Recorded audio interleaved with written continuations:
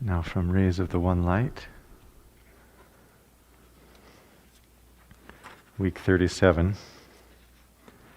Truth invites, it never commands.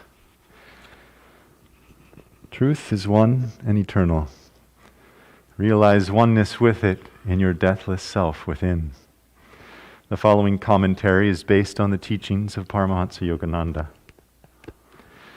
Free will is a basic principle of life. God never coerces. He invites us to live in such a way that we find fulfillment in ourselves. If we refuse to live rightly, Paramahansa Yogananda taught, God simply says, I will wait. We have eternity to live. In that eternity, we live as we choose, in self-created darkness, a darkness as intense and as long-lasting as we choose, or in the infinite light, the true self, which is God. Jesus Christ in the Beatitudes offered a beautiful example of God's way of inviting mankind to seek perfection, not by commanding, but by offering his human children the incentive they need to choose the right of their own volition. Blessed are the poor in spirit, Jesus said, for theirs is the kingdom of heaven. Blessed are the meek, for they shall inherit the earth. Blessed are the merciful, for they shall obtain mercy. Blessed are the pure in heart, for they shall see God. In each of the Beatitudes, Jesus explains the blessing attendant upon observing it. The divine way, similarly, for each of us, is not to do violence to our own natures. Spirituality must be attained naturally. It can never be attained by force. The Bhagavad Gita says in the 3rd chapter, even the wise behave in accordance with nature, as it is manifested in them. Of what avail, then, is suppression? The scripture then goes on, however, to explain that this doesn't mean we should surrender to the dictates of our lower nature. Rather, it emphasizes our need to aspire to the heights, but each of us in accordance with his own nature and not in imitation of anyone else's, offering ourselves up for purification by divine grace. Desire, whatever form it takes, so the Bhagavad Gita explains, should be resisted, even if only mentally. Attachment and repulsion to sense objects, both of these are universally rooted. No one should accept their influence, for verily they are man's enemies. Thus, through Holy Scripture, God has spoken to mankind. Om, Om, Om.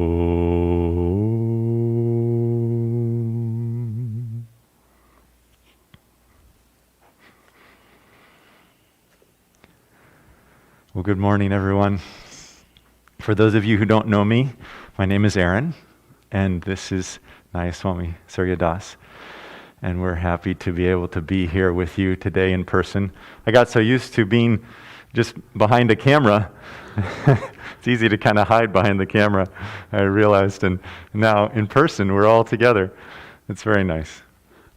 So this topic today is one that, boy, there's a lot in there.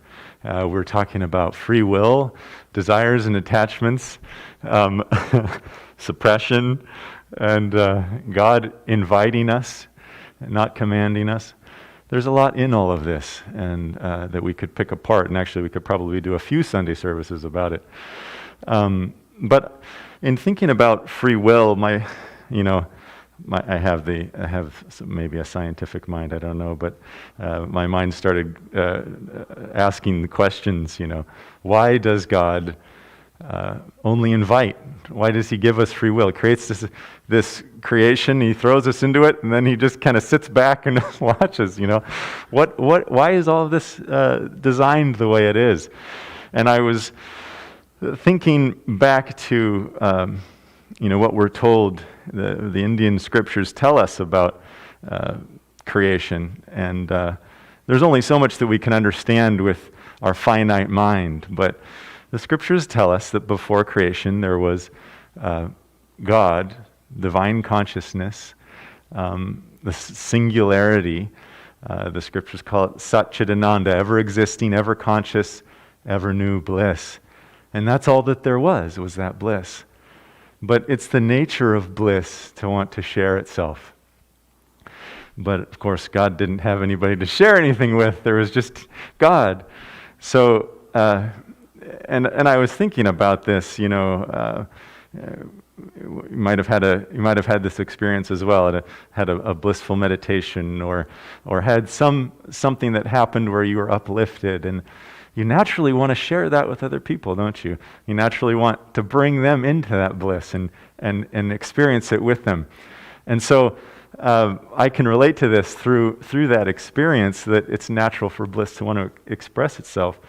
But of course, that divine bliss, Yogananda called it, said samadhi was beyond imagination of expectancy. So it's got to be beyond what I can expect from the little bliss I feel from meditation. How much more does that bliss want to share with itself? So God's there, conscious bliss, but to share, he needs to create something to share with. And so there has to be duality. Otherwise, there just remains this one consciousness. And so he had to create duality to be able to create this creation and be able to share the bliss with us. But I'm bringing all of this up because it helps to remember that in the idea that, it's said that when God first created the universe, he did it too well. He made everything too perfect. Not enough delusion, I guess. And so the first in creation, the first man in creation, could see that God had created all of this and all of the kind of the mysteries of the universe, and realized that all he really wanted was God, and went into meditation, merged back with God, and that was it. It was all over very quickly. And so God realized he needed to create more of Maya, delusion, more of a veil around the world. If he was too present in it, we'd figure it all out too soon, as Yogananda would say. So he hides in creation a little bit, and but even though he hides, he's of course dowered in every atom of creation. And if we look, we can see him shining through it all. But so he created that delusion so that this manifestation would continue. But he gave us free will. And the question again arises, well, why give us so much free will? We're left in this delusion with free will to just bang our heads around trying to figure out what to do. And, at first it seems like it's not very compassionate. God knows what he's done, right? He's created delusion, he's created the universe and duality and all of this. And he wants to share bliss with us, but we're left here kind of rolling around in delusion. But I was thinking about it. I don't know if you had this experience when you were a child. Maybe you were wanting to do something nice. You were going to go do some service, do some chore or something, because you thought it might be helpful. Maybe you're going to help your mother or something, and you thought, well, I'll go do that without being asked, and it'll be so nice, and she'll appreciate it. And then you're getting ready to go do it, and she walks in and she says, "You're not doing enough around here. Why don't you go do that thing that you were just about to do, right? Why don't you go do it? And come on, let's go." Now, it doesn't seem as nice, does it? You feel like maybe you have some resistance to it now even, because now you have to do it. And now it feels like a chore, and then and all of that. But before it felt good. Because why? Because we had the free, of our own free will, we were going to do this thing. And there's so much more. I really love we see this in the autobiography, Yogananda, when he's talking with Sri Yukteswar, I forget where it was exactly, but Yukteswar says, the door's always open. For those who want to come, come. There's just that invitation. But it's a welcoming. There's no judgment. There's no criticism.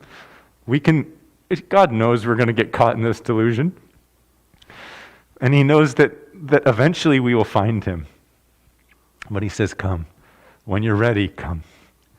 And that complete respect for our free will is so sweet, because that respect is something that is inherent in an expression of true love. And so that free will that God gives us comes with that respect for us to be able to find our way when we're ready. And so, as I was thinking, about that story when we're a child, if he just commanded it, it wouldn't be that sweet when we found him. But because we have that free will, we're able to, at the end, know that we did it of our own volition. We found God. We found that bliss. And how much sweeter it will be in the end. So God gives us this free will. And he's hiding. But what comes up? Naturally, there's a pull that God has on us, because really nothing in this world eventually will satisfy us. We eventually realize. And so we have our desires and our attachments. But there's one thing that God left us with, a key. And I was thinking about this. I don't know why I was listening to. I don't know if you've ever watched that Disney movie Moana, but it has wonderful spiritual overtones in it. There's a lot that she goes through, and some of the music that explains this kind of going inside, finding out who you are, and doing what's right for you to do. Essentially finding your dharma. And in that movie, she's really seeking. There's something she's seeking. She doesn't know what. And I thought, what a beautiful analogy for the spiritual path, because we all have that in us. I think everybody, from the most tamasic, laziest person to the most ambitious, or the saint, we all have something in us that says there's something more. There's something that makes us get up in the morning. And it might be something superficial. It might be something worldly. But the reason why we get up and we do that superficial or worldly thing, or that very wonderful selfless thing, whatever it may be, it's because there's something in us that says there's something more. I can expand more. I can grow more. I can find more happiness. Inherent in all of these things that we do, the little desires, the large desires, whether it's we're wanting this nice job or a nice house or a family, or we're wanting that, delicious sandwich today for lunch. Everything inherent in those desires is this thought that I can find something more than what I already have. I can expand. I can be happier. I can be more satisfied by continuing and reaching out. And of course, we do it at first in ways that are superficial and material, and we look for this thing and that thing. But it all comes from that essential belief that we can find happiness, and that we have the right to some lasting happiness, to something that's truly satisfying for us. And of course, we only find that satisfaction in God. But it's from that essential feeling within us that we realize that. And so it's easy to think, when we're thinking of desires and attachments, and as the Bhagavad Gita reading said, we should resist them. And even Yogananda said, I don't ask that you overcome delusion, I only ask that you resist it.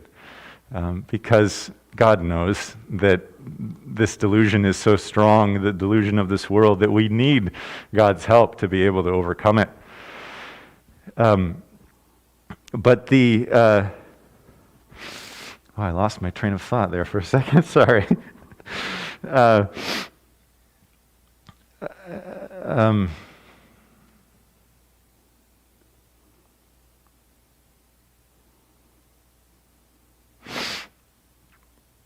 The desires that we have are,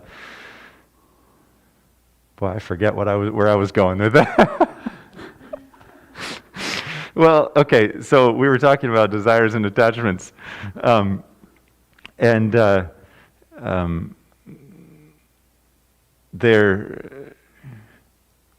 nope, it's gone.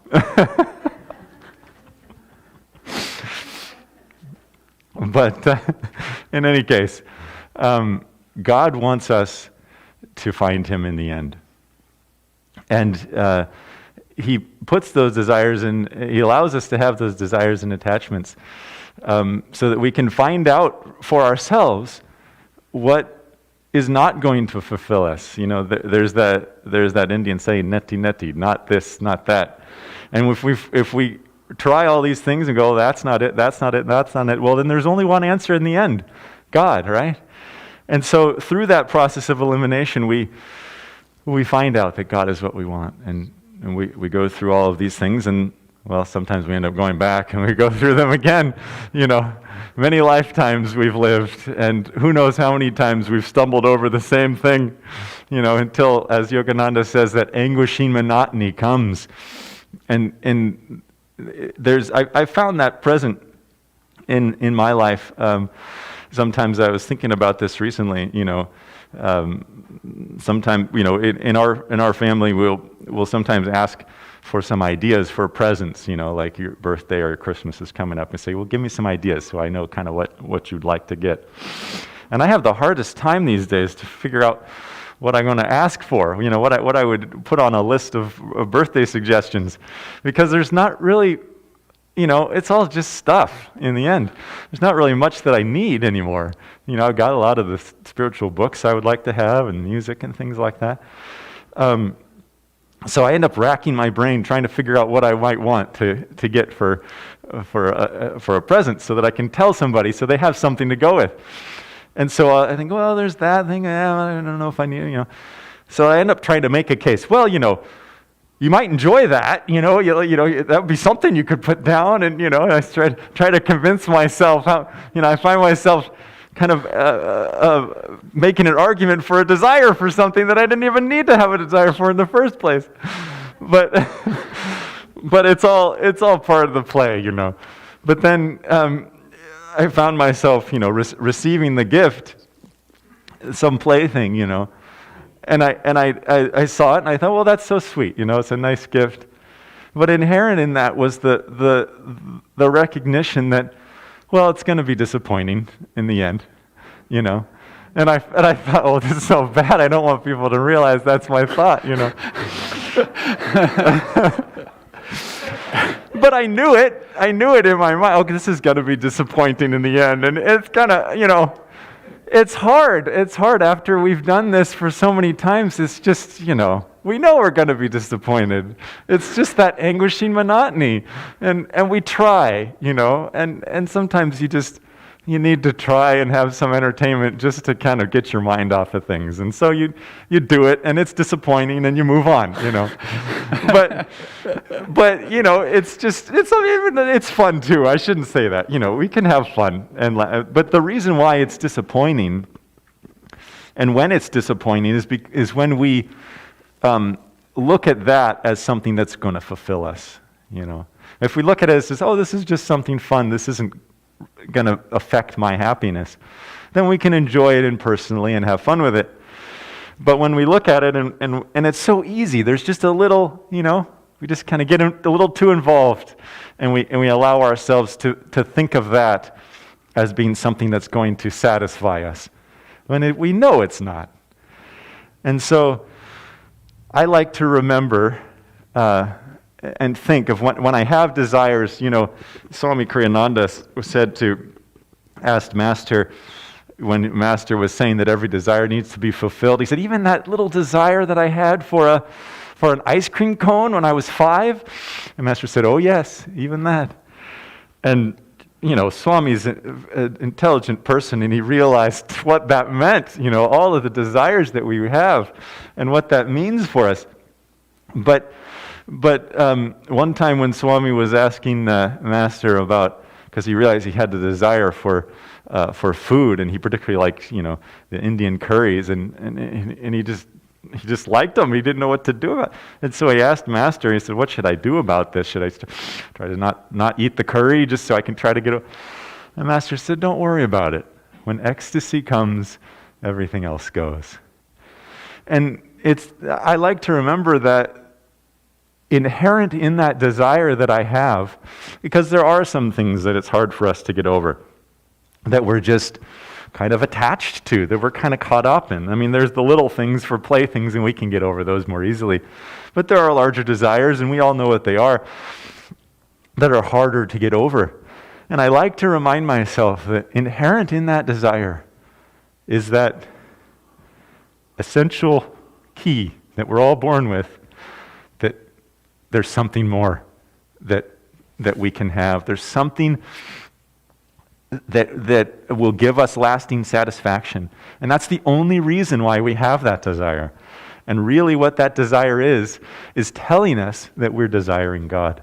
It's telling us, and the stronger that desire is, it means that we are really yearning for that something that's satisfying us, that will satisfy us eternally. And if we can just direct that yearning to God, then we'll be there. Then we'll be free. And the rest of this will all just be, well, it all is just a dream anyway. But it's all over like that in eternity. Once we're merged back with God, the millions and billions of years that this universe will go on will all just be over like that. And so that's our destiny in the end. If we can just give our hearts, give our lives to God, don't worry so much about all the desires and the attachments. If we can see that the best way to get over them is not to try to renounce them outright. There's that story. I don't know if I have. Oh, I got time. I've told it before, but I really love it, so I'm going to tell it again. There's a story. You've probably heard it before. But there was a guru and his disciples, and they lived out in the woods, and they lived off of the roots and the nuts there, a simple life. And one day, the guru's disciple Rama came to him, and he said, I'd like to go out on my own and not be so caught up in all of the duties that we have here in our little encampment, and be able to just focus on God and be on my own and try to find God in silence. And the guru said, okay. And he went off and he left, hiked for a while, and he found a little village, and he found a tree nearby, and he threw his little pack down and went to rest. And he only brought with him a couple of loincloths and a prayer mat or something. I forget what it was. A couple of loincloths. And he was wearing one, so he put the other one up on the branch too. And when he woke up, he found that a mouse had eaten some holes in the loincloth. And so he said, oh God, I've renounced everything for you, and now the only possession I have left, you had this mouse eat my loincloth. Well, what am I going to do? And he was kind of distraught. And at that moment, one of the villagers came by, and he said, "Oh, what's the matter, sage?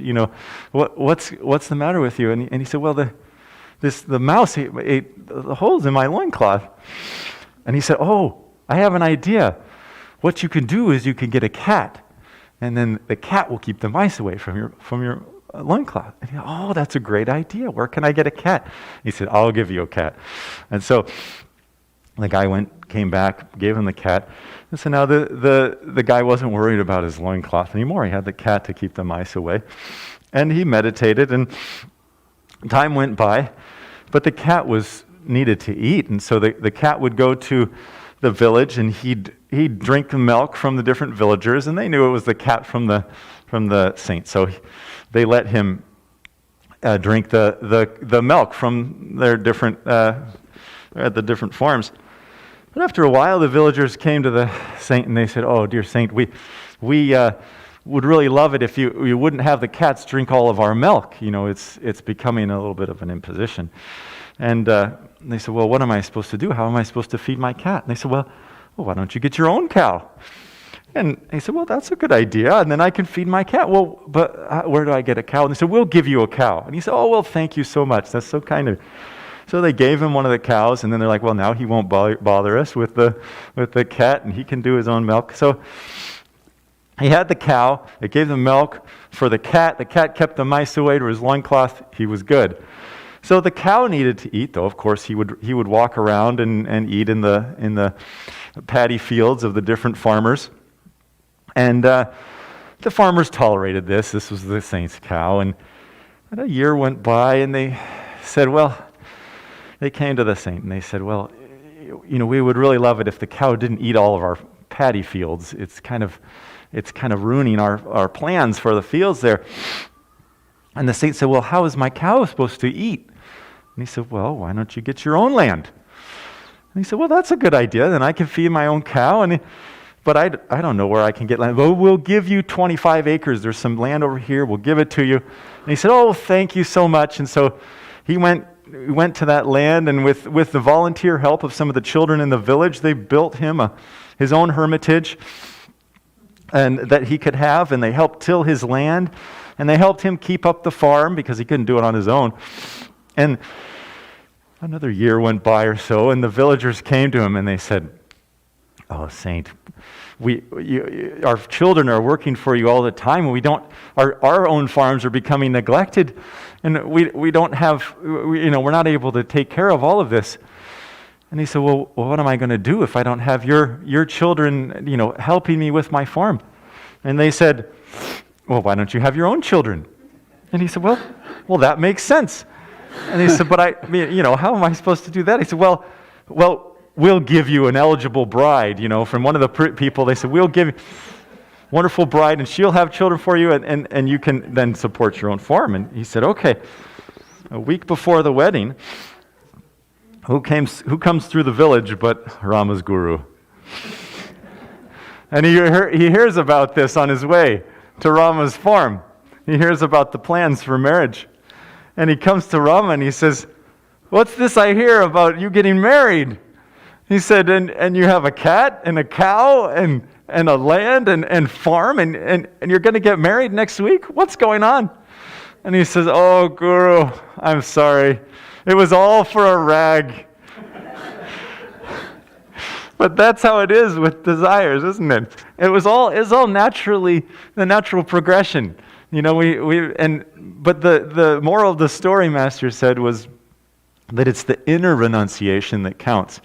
It's not that we renounce the world outwardly and we say, "Oh, I'm just going to go somewhere else."